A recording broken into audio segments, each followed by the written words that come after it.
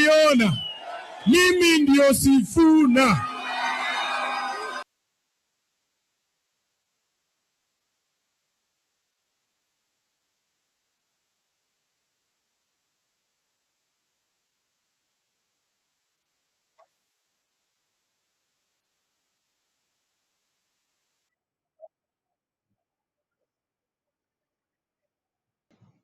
What if I told you that the biggest problem or the biggest challenge facing Edwin Sifuna is not his ability to speak, but his ability to convince the entire country that he can lead it? He is one of Kenya's most outspoken politicians.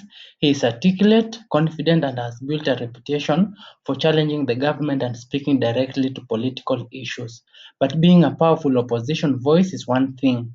Becoming the president of Kenya is something completely different. So today, let's look at some of the reasons why Sifuna could struggle to make it to State House. Number one, national support is very different from political popularity. He has a strong political presence, particularly among people who appreciate his communication style and opposition politics.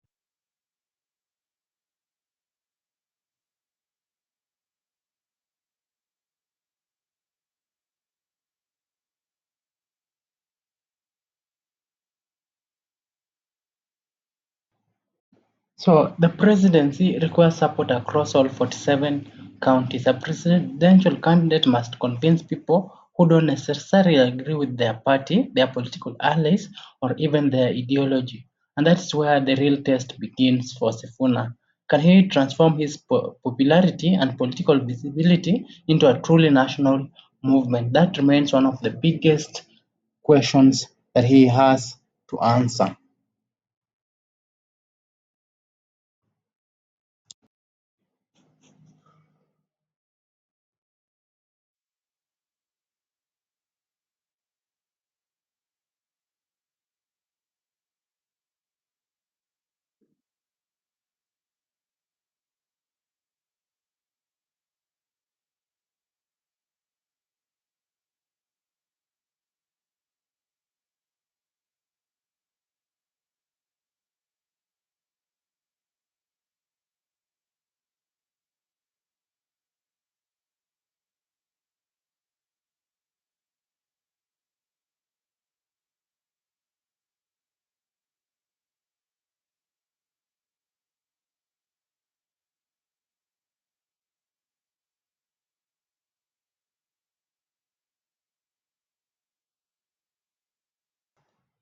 The second problem is that communication is not the same as governance.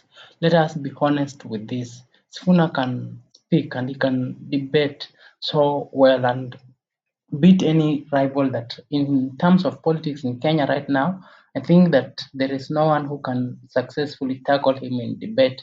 He can attack government policies and explain political issues in a way that attracts attention.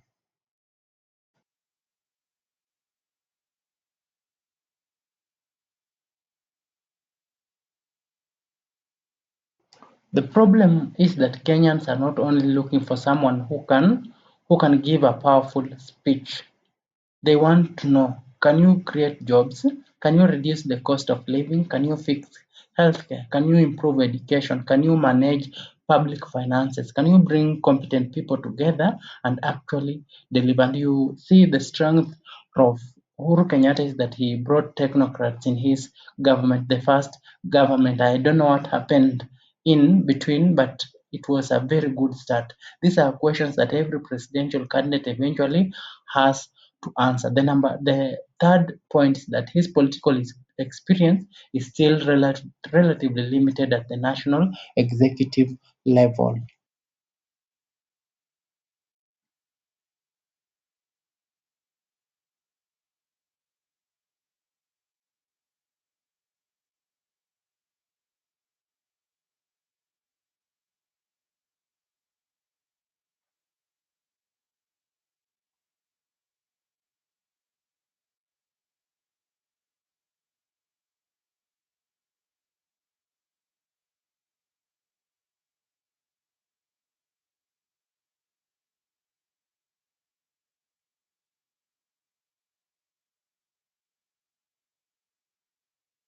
Yes, that is the problem that he has. Currently, he serves as the Nairobi senator, and his political career has largely been built around party politics. He has hugely benefited from Raila Odinga, but now that Raila has gone, we don't know what will happen to him. He has been built on opposition activism, communication, and legislation. That gives him political experience. We can't deny that. But running a country is a completely different level of responsibility, completely different from what he is used to. The presidency involves managing a massive government, national security, the economy, international relations, public institutions, and millions of citizens. So the question is not whether Sifuna is intelligent, the question is whether Kenyans have seen enough evidence of executive leadership to trust him with the presidency, with their lives at this critical moment. We know that he can deliver very good speeches, he can critique the government, but will we really trust him with running the country? Number four, the odium and opposition question. His political identity has been closely associated with the ODM and the broader opposition movement, and that has been largely been influenced by Raila.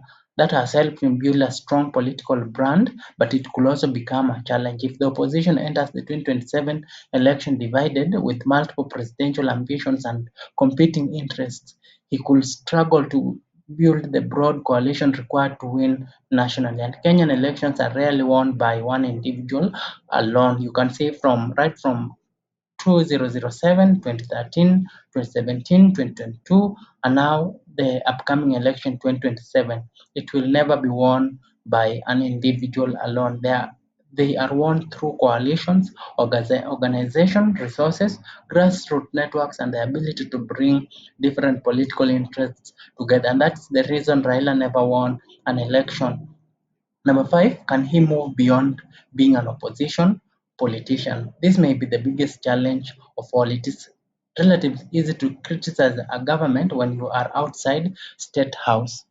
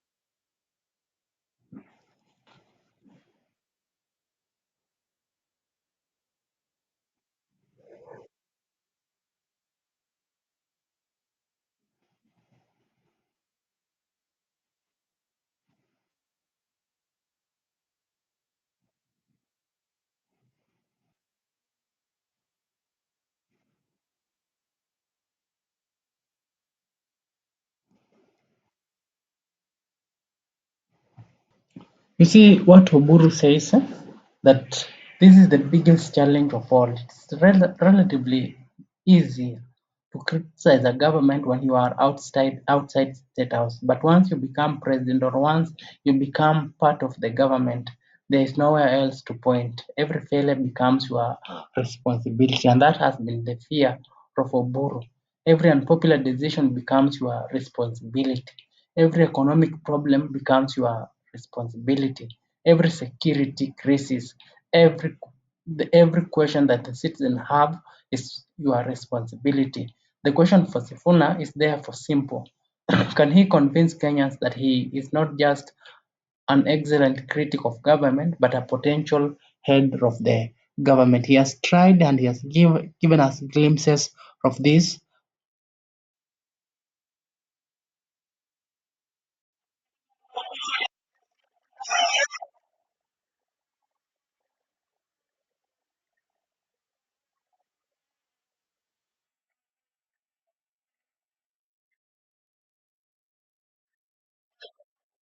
So you see, the real problem here is that can he convince us as Kenyans that he is not just an excellent critic of government, but a potential head of the government? Can he convince us that what he is talking about, he will actually achieve? And that distinction could determine everything. But here is the interesting part. Sifuna should not be dismissed. He has something many politicians struggle to develop, and that is a recognizable political voice. He connects with his audience.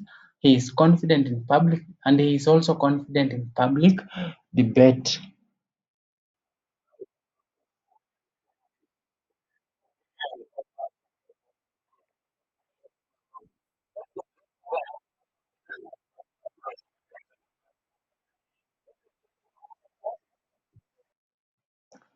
And he has also increasingly positioned himself as part of the conversation about Kenya's political future. And recently, you have seen him, he has positioned himself in a very strong position, and he will be a presidential candidate in 2027. So perhaps the question isn't, can he become president? The better question is, can Sifuna transform his political popularity into a national governing coalition? Because Kenya does not elect president based on speeches alone, it elects presidents based on numbers of votes, numbers of counties, political alliances, grassroots organizations, and resources, and most importantly, trust.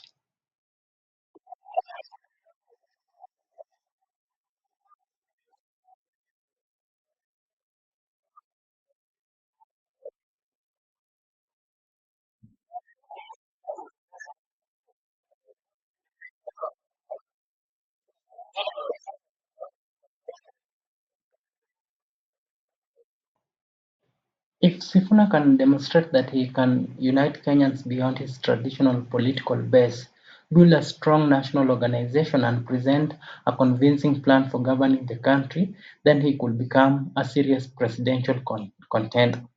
But if he remains primarily known as a powerful opposition voice and political communicator, then reaching State House could prove much harder than winning political argument. And that's why the 2027 election will be so interesting.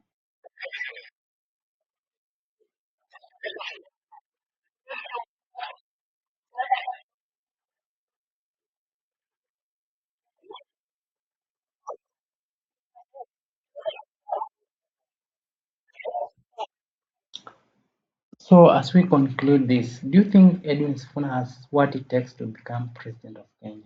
Tell me your opinion in the comments, and if you want more honest analysis of Kenyan politics, subscribe to the channel. Let's have the conversation.